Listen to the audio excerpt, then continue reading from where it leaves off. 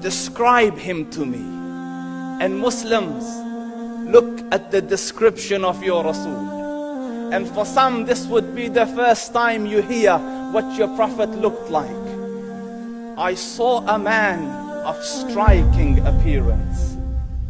ظاهر الوضاء أبلج الوجه, radiant face, حسن الخلق, beautifully created. لم تعبه الثجلة, his belly wasn't protruding.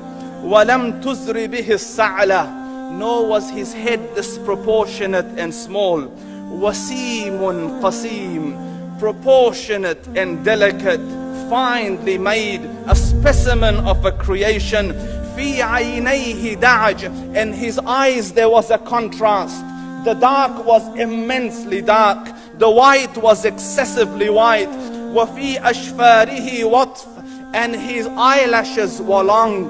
وفي صوته صهل, and in his voice was a natural echo. وفي عنقه سطع, and his neck was elegantly long. وفي لحيته كثاثة, his beard was full and thick. أزج أقرن, his eyebrows were arched, but they were not joint, it was separated. In summit فعليه الوقار, when he was silent, dignity covered him. وإن تكلم سماه وعلاه البهاء, and when he spoke it was audible and clear, almost commanding and overtaking. أجمل الناس وأبهاهم من بعيد, from afar the most striking and outstanding in appearance. وأحسنهم وأجملهم من قريب, and when he came near, the best of them and the most handsome of them in closeness. حلو المنطق, such an exalted and sweet level of logic. Like when he used to speak, it was so coherently logical, it was smooth and easy to understand.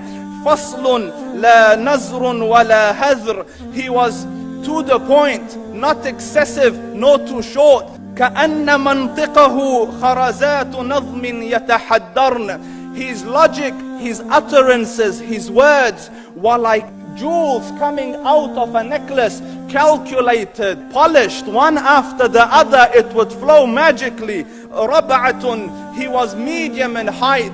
Your eye didn't have to strain to look up at him, nor was it tedious to look down at him. He was a comfortable sight to look at.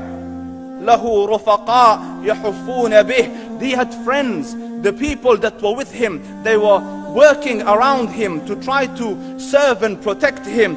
إن قال سمعوا لقوله, when he used to say something, they used to hearken to what he used to say. وإن أمر تبادروا إلى أمره, when he commanded, they used to compete to fulfill the command. This is Muhammad Rasulullah. This is Muhammad Rasulullah. Anas ibn Malik says, he says, I came out one night, it was the full moon night.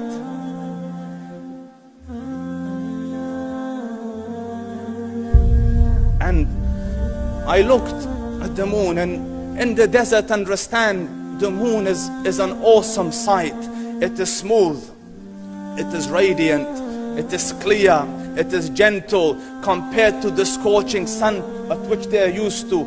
So the moon was the epitome of beauty. So he says, I came out at a full moon night and I looked at the moon and I saw it beautiful, handsome. So I said, let me go see if the moon is more handsome or my Prophet is more handsome. Let me see if that is more beautiful or the Prophet is more beautiful. So I went and I saw him standing afar.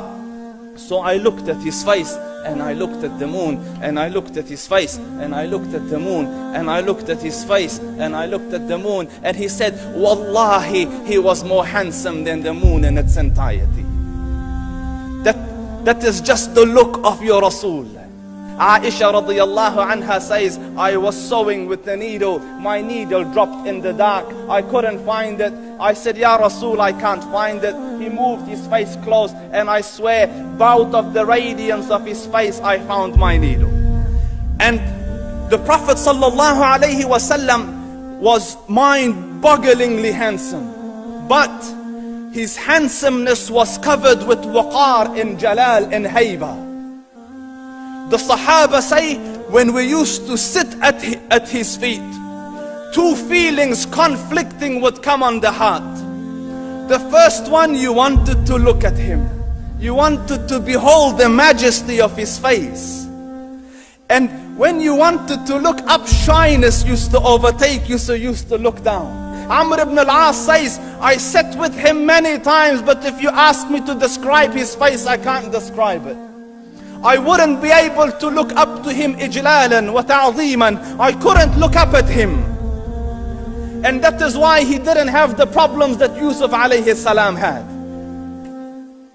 Because it was difficult to penetrate the awe and the splendor of the Rasul.